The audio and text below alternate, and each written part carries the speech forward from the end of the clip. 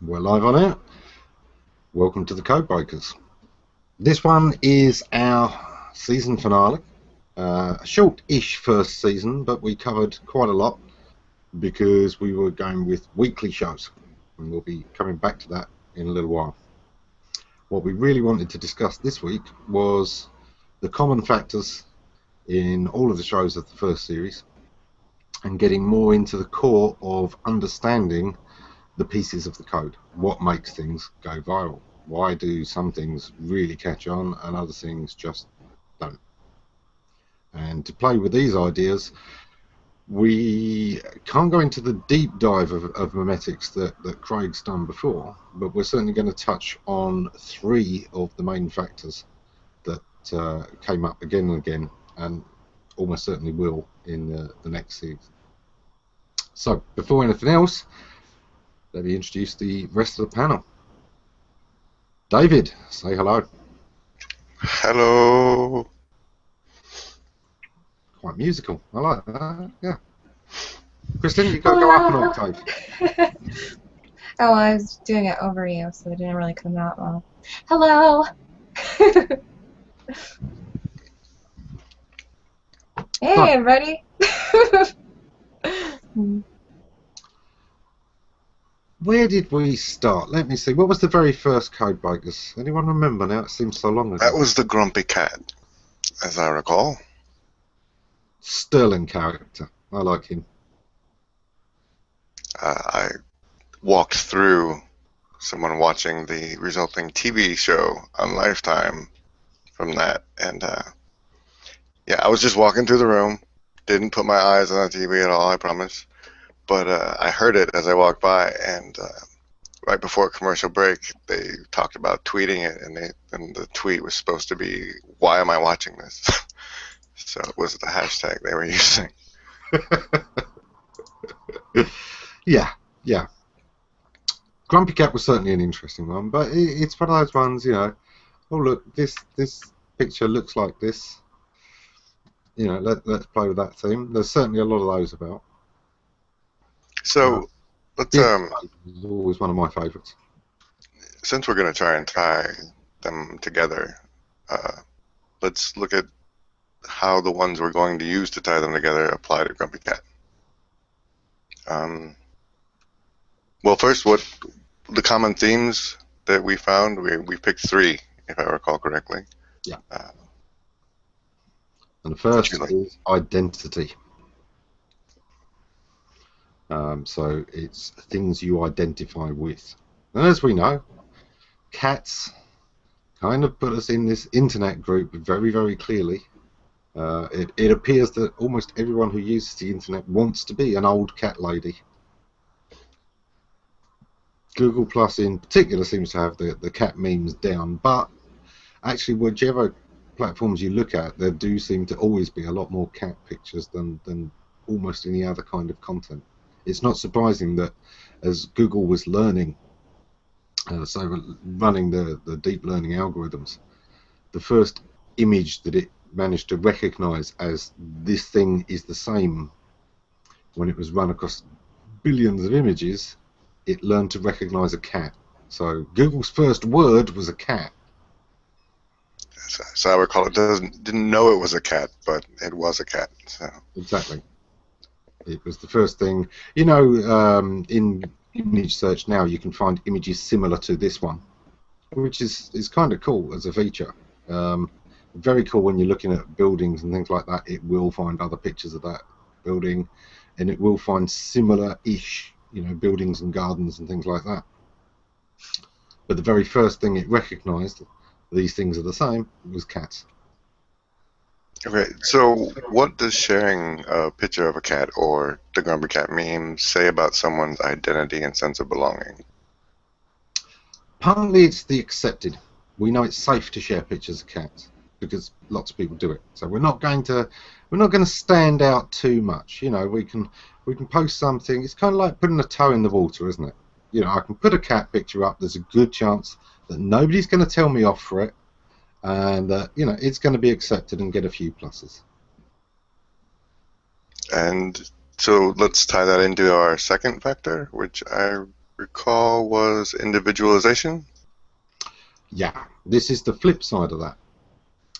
If identity is knowing the dance that everyone's doing, individuality is being able to do it well, to add your personal touch to it.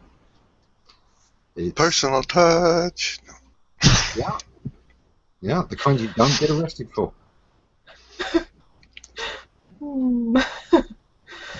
And I think it actually, looking at this as almost in the metaphor of a dance is kind of cool, because our generation, we don't have tea dances.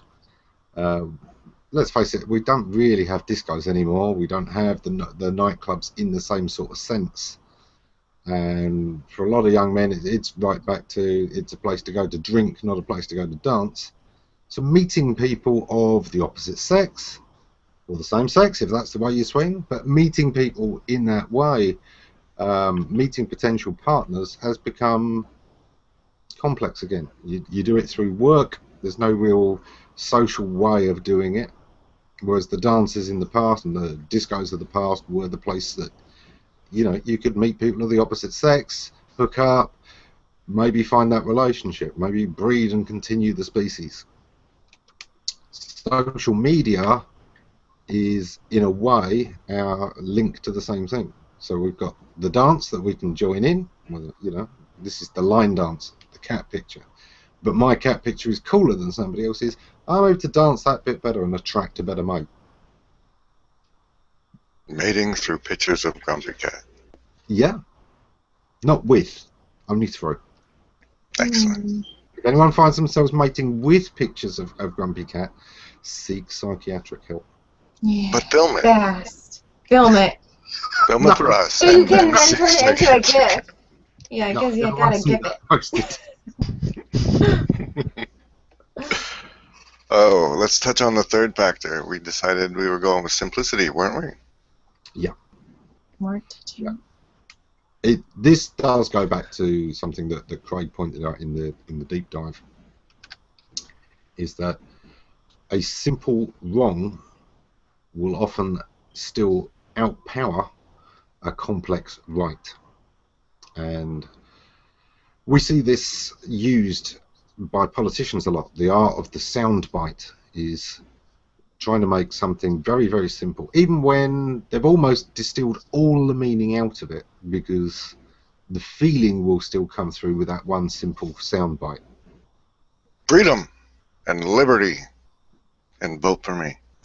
Yeah, and how any of this is supposed to, you know, how do these three concepts tie together? Nobody can quite remember, or nobody's quite certain. Usually they didn't manage to explain it. But it always comes down to a very simple statement that people can take away. Something. And don't forget kissing the baby. That's a meme in itself. Didn't want to take it in that direction, especially after what we said about the cat, but... Yeah. You mean you don't want to mate through pictures of presidents or would-bes? Yeah, let's steer away from... Let's go back to cats, shall we? But Hillary's going to run, and that's a woman. Does that make you feel more comfortable? I prefer Warren to that one. But, I don't think we're talking about the same thing. let's go back to simplicity, and I think one of the things that when people say memes, the most recognizable thing is the internet meme, and that they're simple in that it's a picture and you slap some text on it, and that is like almost a version of a soundbite. It's just a visual. Yeah. The difference is there's a lot more of the individualization through that, because it's usually the exact situation that you bring it up in with any kind of meme, but with the internet meme, the picture, it often is the exact words that we've added in. We get to play with it a lot more than with the soundbite. The soundbite, we can just bring it up in creative situations, so it's purely contextual individualization. Whereas with the meme, we do get to change the words slightly. And at the same time, it pushes the tribal identity of putting you in the in-group of everybody else who customizes that meme. Yes, absolutely. So Grumpy Cat was the very first one we looked at. But throughout the series, pretty much all of them have their own level. Now, the one that stands out as, how does this one? We did a show on The Walking Dead. How are we individualizing The Walking Dead? Well, Cheryl's in the audience today, and she pointed out exactly one of the driving factors of both the in-group and the individualization is that the water cooler conversation.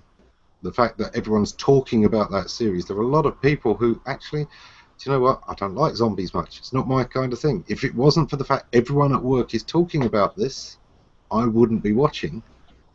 But I want to watch it so that I can be part of that conversation rather than just be a wallflower. I don't watch it, but I still talk about it. As long as you can slide yourself into the in-group and hit the tribal identity. Well, I've got the killer zombie knife, so, you know, it's an automatic in. Actually, I've got it right here. Oh, dear. Straight to the head.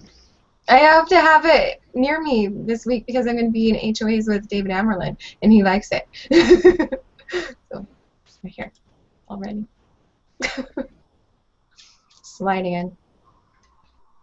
And I think The Walking Dead offers a lot of opportunity for what would I do in that situation discussions, which facilitates the individualization we were talking about. How does simplicity work for that, Ammon? Well, the simplicity is that, you know, we only have to sit back and watch it to an extent. It all happens for us. We're not having to create inventive situations to bring up The Walking Dead. You know, it's a, did you see it last night? So the simplicity of the conversational norm, the simplicity of it as a convention for bringing people together is there. But also, you know, we've got most of those zombie things. We're familiar with them. We've had 30 years to really adopt the idea that, oh yeah, zombies eat brains, and you know, if you destroy their brain, they die. You know, this is a tradition going back. It's not the original. You know, some would say that the original zombie was Frankenstein. Could the simplicity also? Sorry, go ahead. I wouldn't classify me as one of those people. My first thought of zombies is voodoo. Well, that's another. That's the originally African tradition, and of course in Celtic mythology, there was a god of the dead with a black cauldron who could bring the dead back, the armies of the dead back to life through this cauldron. And quite often they are depicted in narrative as being quite zombie-like as well. Well, I don't mean to go off the rails completely, but we also talk about mutation a lot when we're discussing memes and these cultural things. And when you brought that up, it just made me think that like so much of like what we have now is merely a mutation of what's gone before. And The Walking Dead would be an example of that meme existing through mutation throughout time. To a large extent, yeah. Although whether it's actually mutation or whether it's simply adaptation is very difficult. You know, the core element is definitely the same. It's a very, very close relative. We've always had a fascination with death and the dead.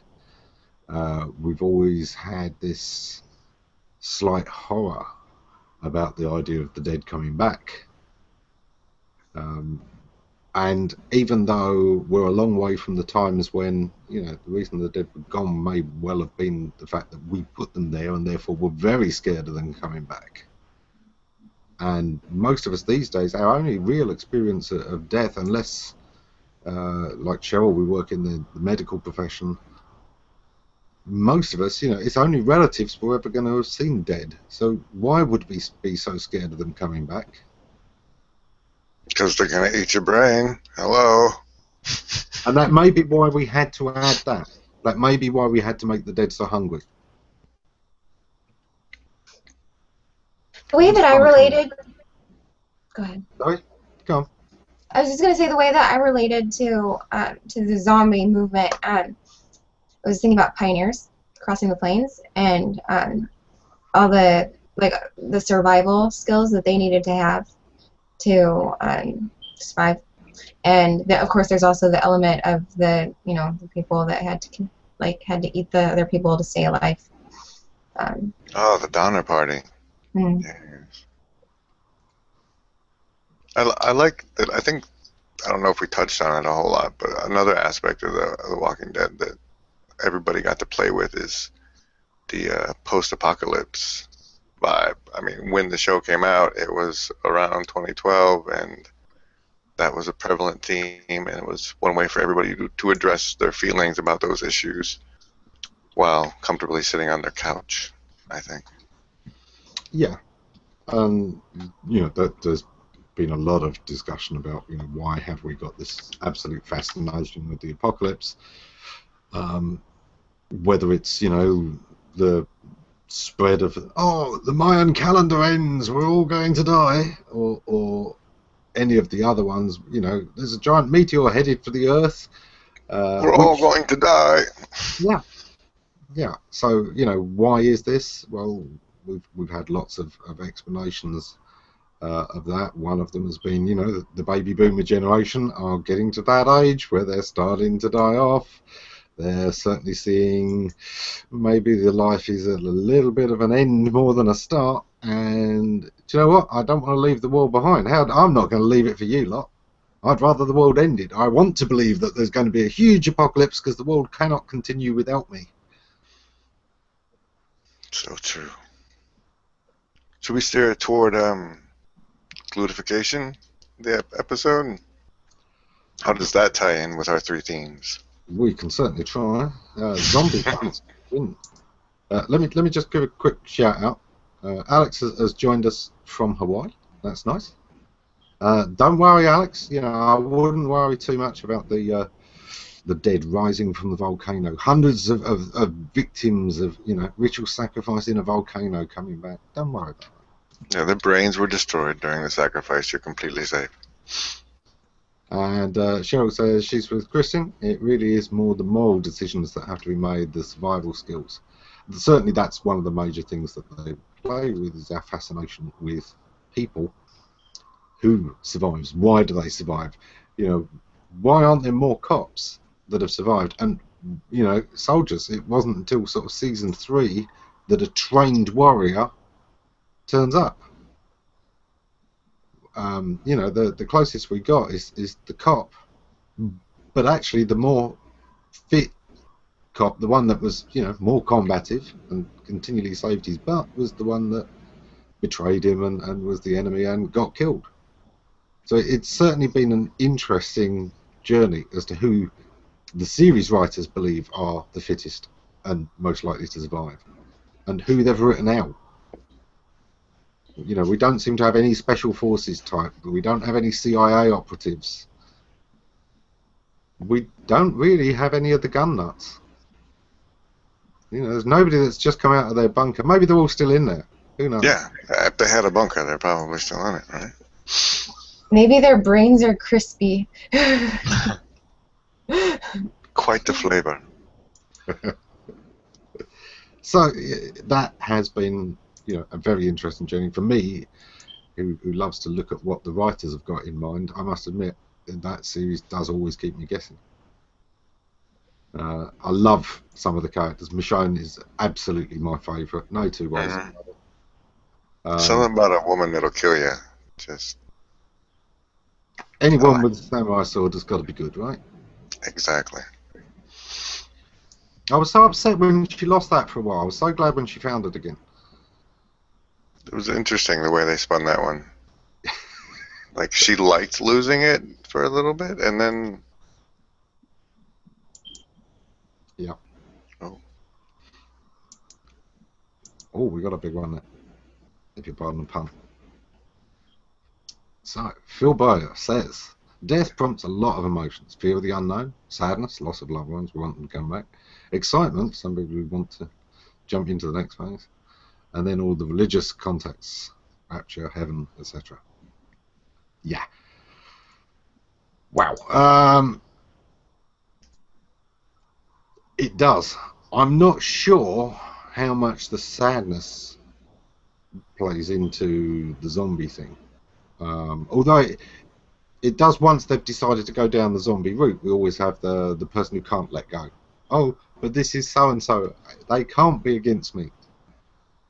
This is my daughter. She'd never hurt me. That kind of thing. You know, we continually get that, the person that they can't kill.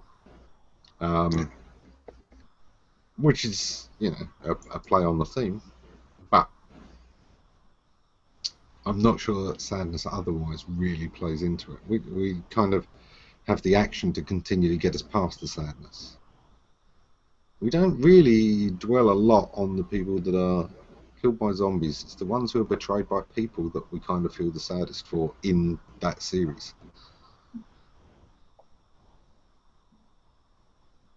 Okay, I still want to steer this back towards the butts. Okay. So, this is the one. It's my least area of expertise. You know, I really do not get that one at all. I do not understand the extreme the thing of any body part, whether it was, you know, the big boobs in the 70s and the increasingly ridiculous boob jobs of the 80s. You know, where you're getting women who are continually expanding to double Fs. You know, at what point of backache do you have to go, maybe this isn't a good idea anymore? Maybe carrying all this extra weight on my chest isn't a good idea. That's why it's truly a sickness. Because anyone that is able or capable of thinking, like having forethought, is not going to do that to themselves. I understand the acceptance of it. I understand that we do have an age where political correctness is often rejecting the classic look. We've got this duality of thing. We've got the I would like to be slim and athletic and beautiful, but I am a feminist and I want to also accept people as they are. And if I happen to be thick-ankled and a little bit overweight, then damn it, that's my right. And playing with the body image and saying, oh, look, there's a slim, attractive woman with a big fat bum. Well, I think the episode that we did on Megan Trainor's video was part of the reason it was so successful was because it was the message of the song was a rejection of those issues. That, like you, people didn't understand it or people didn't agree with it, and that something with such a catchy audio hook carried that message, helped the popularity of the message. Yeah, but it allowed it to cross lots of different genres, didn't it? It allowed several in-groups to kind of claim this as their own. Predominantly, the whole glutification, big butts thing has been mostly in the African American space. They've certainly taken it the strongest, and it started off being attached to much more that kind of music. I like big butts, and I cannot lie. It's a great song. I suspect one of those things isn't true.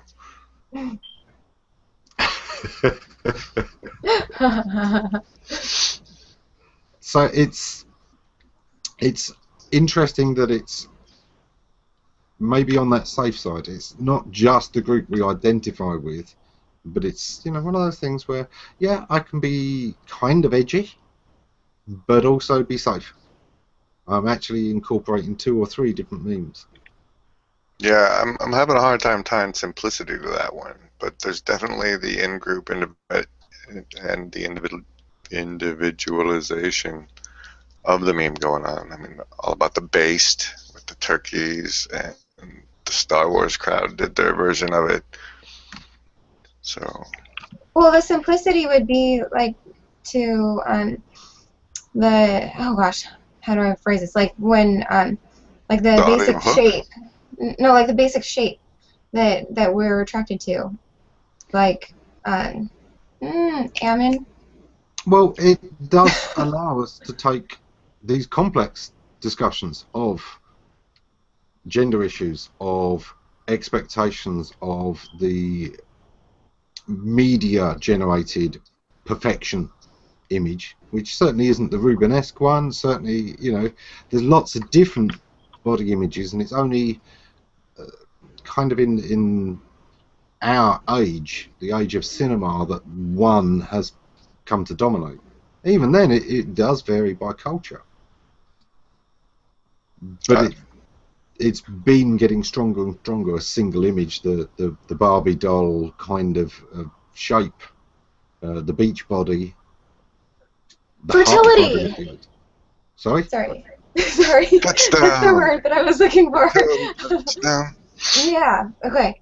So, like, tying in with what you're saying. Yeah.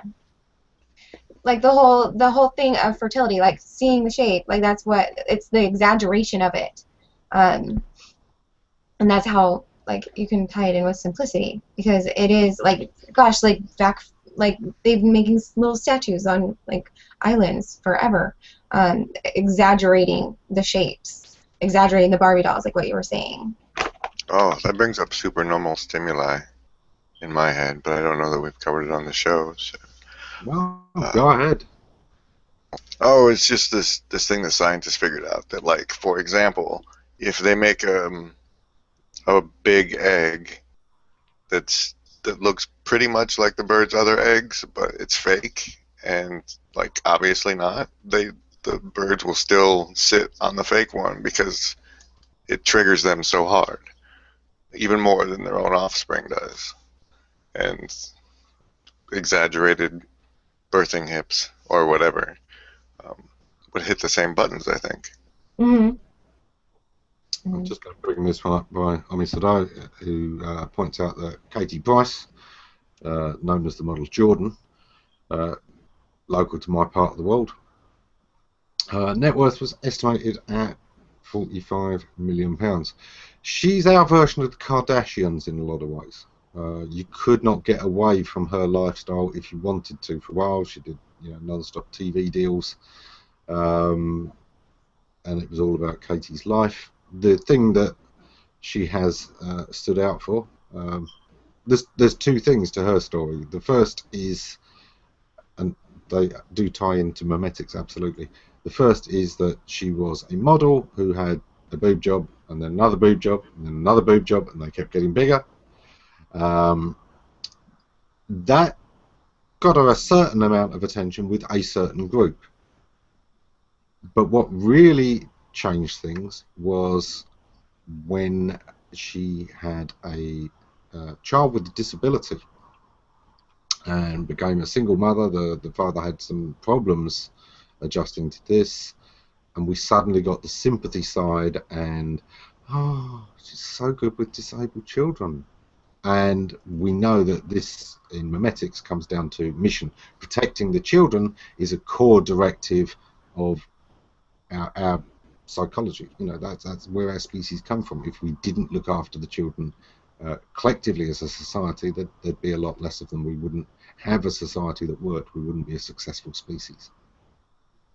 That touches on, like, I think something that's really important for us, for the code breakers themselves, that the code we're trying to break is essentially how people are taking advantage of the default programming in our minds that have evolutionarily got our species as far as it has. And we're tapping into that to spread whatever ideas or programming we want. Yes. And, you know, it's part of the reason that we do this series is that, we need to understand ourselves better, especially as so much of these default scripts don't apply very well to today's society. You know, we're not in a position of constant threat, and so much of this inbuilt programming is actually all about fear. fear of strangers, fear of the unknown, fear of enemies, fear of disease, fear of death. There's so much of it that's based on fear, whereas we really have the least fear of any generation there's been. Our biggest risk is our own politicians.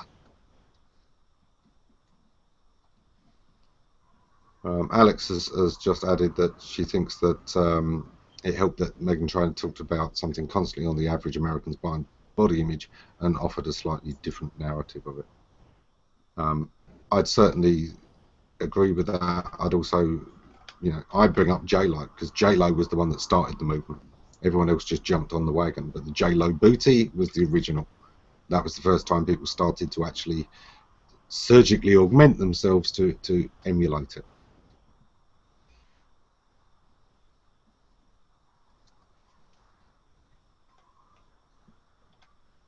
Sorry, I got distracted. J-Lo gives me like a little taste in the back of my mouth, so I couldn't really focus there for a minute. Taste? Yeah, like Talk about taste. Talk about taste? No, let's not talk about the bile J-Lo brings up in the back of my throat. Let's move on to one of the other memes we covered earlier in the season. Anybody want to pick? Well, superheroes was an interesting one. Indeed. Because why have those gone so big? And there wasn't one particular meme. We just know that both of the big comic book studios, DC and Marvel, are having a record time. They are doing very, very well indeed.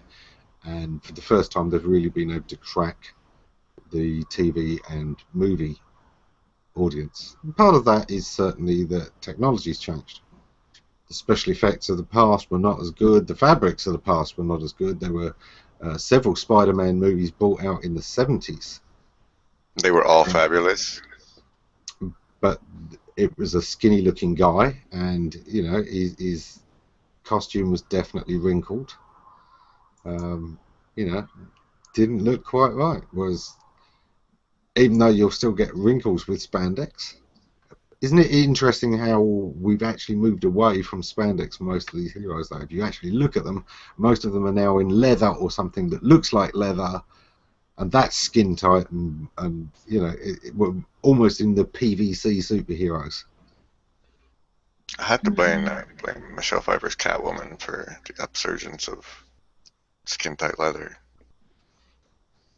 But the bringing back of Wolverine in the X-Men, the classic Wolverine costume was this yellow and black with a lot of V shapes going on, which were emulated in the hair and in the design of the black and yellow. The shoulder pads had this sort of V shape. That was all kind of removed from the X-Men, and instead we had the black leather Wolverine, which didn't do any harm with the ladies, did it? No. I think the removal of the yellow was probably clearing out some of the detritus from the 80s.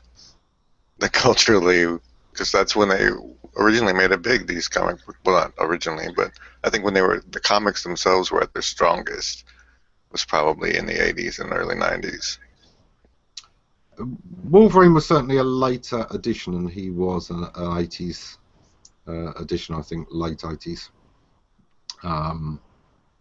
He was after I'd really given up on the comic books mostly. I was, out of childhood. I was more often enjoying books and movies and other ways of bringing storytelling and narrative around.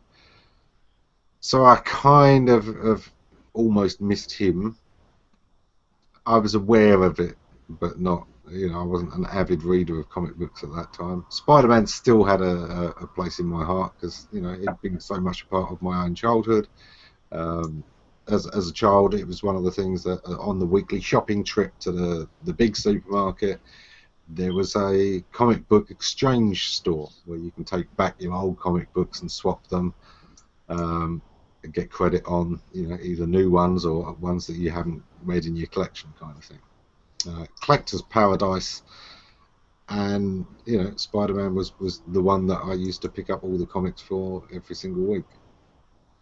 Can we tie the superhero thing into our three commonalities that we were shooting for this episode? Well, the individuality it's almost a mix between the others and the Walking Dead, in that the superhero that we can identify with gives us our individuality. This guy says he loves Iron Man and no one loves Hulk, and then somebody says, I love Doctor Strange, he's the best one, and why? It's an unusual choice. Doctor Strange, really? But it conversation going. It lets you stand out as an individual, with your individuality.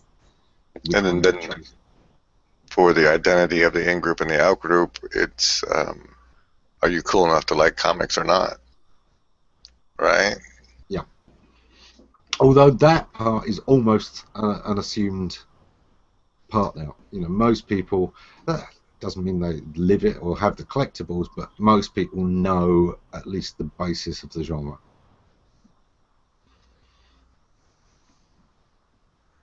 Simplicity?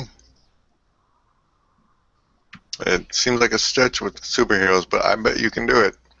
Well, yeah, most of the superheroes, if you look, of course, most of them have been simplified.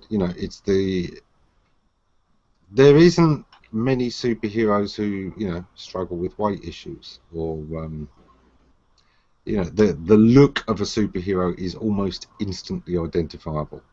The classic comic book look, the highly sculpted muscles, and they did change. You can see the changes between the 60s comic books and the 70s and the 80s, where the muscle definition got much tighter. The classic costumes are as simple as you can get the human form most of the time. The leotard, the unitard kind of all-over outfit, there's an element of simplicity to that you can take this whole character and sum them up with one superpower or a couple and one iconic costume. I don't know. I'm still leaning... like I said, we didn't cover it, but it's the supernormal stimuli with that. Bunch of teenage boys like the comics, so we were going to make the guys look this way and the girls look that way. Same. Mm. There's always been some very interesting things within the comic genre. The She-Hulk and Wonder Woman fans that are men are kind of looked at askance a little bit by the rest of the crowd, because there's a lot of interesting things going on there. Go on, Kristin. What's a scant? Askance. What's that? Sideways. Oh. Well, women who can kill you. What can I say? Should we tie it back into, say, the Brace Yourself meme, our second episode? Yeah, I mean, this was the classic internet meme. And there's two different forms to it. Now, the show, I think we particularly looked at the Winter's Coming part of it. You got the in-group, out-group or the tribal identity of people who watch the show and people who don't. There was certainly that part, although I think there's been a lot of people who almost pretend to watch the show, who will share the meme. They understand enough to share the meme. And then there was the... Don't watch the show, do they, Kristin? What? Game of Thrones, some people don't watch it. Oh, yeah, no. Anybody who doesn't have HBO. I never watch any of these shows you guys talk about. I know Arrow. I know Merlin. Merlin's over. I really would love to see it come back. I don't know what they're gonna do with Arthur, but oh, Brand. What's his last name or his first name? Russell Brand is gonna be Arthur in the next Merlin movie. Isn't that crazy? Squirrel. Okay, back. For the individualization aspect of the Brace Yourself meme, we have anything you want to call out as something you you know is coming and you don't want to talk about it, you can slap the text on that picture. Yeah, for the brace yourself one, definitely, which was kind of the aspect the show didn't cover. It was much more about the winter's coming side of it and all the different ways that people would express that. I remember Craig pointing out, the Floridians, there's this guy with a thicker jumper than usual. Brace yourself, winter's coming, Yeah. Somebody in Arizona was telling me, it was cold the other day. You don't know.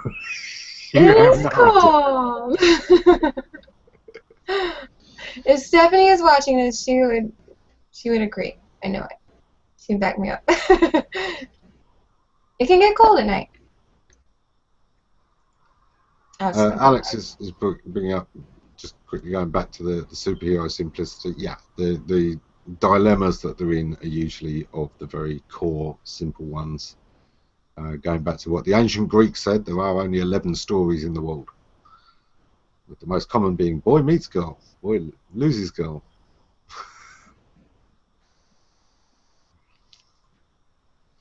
Yeah, you were mentioning that the other, on something, and I actually wanted to look that up. Where would you recommend learning more about that, the 11 stories? Greek theatre. Wikipedia would almost certainly have something on it. Whether it had it accurately or not, I wouldn't know. I would think it's widely enough known that it would be pretty good. But yeah, it's one of the classic Greek philosophers' sayings. Is that there's the one that's in Shakespeare. There's nothing new under the sun, Horatio, which was itself a reference to classical Greek literature, where they were saying, there are only 11 stories. There's millions of adaptations or adaptations. Yeah. So in a way, our storytelling is one of the ultimate of memes. Should we swing the show toward next season and the transitions and adaptations we're doing, or should we bring up another meme? Because we're very short on time now. And okay, so next season we are slipping back into a slower schedule. Instead of the weekly shows, which will give us more time to do a bit more research, to dig a little deeper into some of these things. And also, we're not having to look for a whole new meme every week. We can cover the big ones and the more interesting ones and really dig into that without constantly scrabbling for this week's show. Yeah, and we're going to there's some talk anyway of focusing more on the code and on the what makes things viral, and perhaps one per episode, and showing how different things fitted, like we're doing in this one. But I think it may still be up for debate amongst the team. I thought that was a really good idea when you brought it up. Oh, good. 2 cents. There you go. Yeah, we are still hoping to expand the team further as well, because there's other things that we'd like to look at a little bit more in detail. So one of the things that we often say, there are trends in dance, and you suddenly get a dance that comes up that is mimetic. There is a viral spread of some dance, whether it's the lambada, whether it's the birdie song dance, whatever that dance is, these ones do come up every now and again. Let me see your Tootsie Roll comes to mind when you talk viral dances. Mm-hmm. Oh, going right back to the hokey cokey, and why again, this is the thing of let's all learn this dance and show our in-group and collectively do this thing. Identity is a very powerful part of the mimetic experience, and one of the things as we said right at the start, it's partly about identifying your in-group, finding potential mates. creatures that have a mating dance, this is to be a really instant way of identifying this is exactly the same species as me. This has the same eating habits, the same life, the same thing. So I've got the most chance of successfully breeding with this. And on that note, let's wrap it up. But even with the you know, people of the same sex, etc., it helps us find a group, a society, a familial group, a safe place. It's a nesting instinct almost. To find our in-group is tribal and therefore nesting.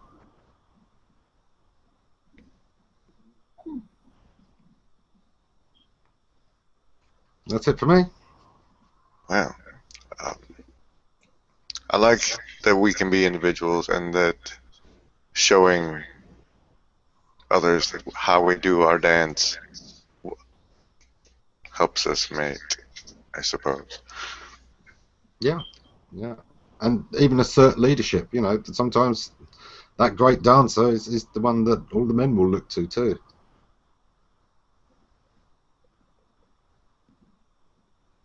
So we'll be back sometime in January, but we're not sure when.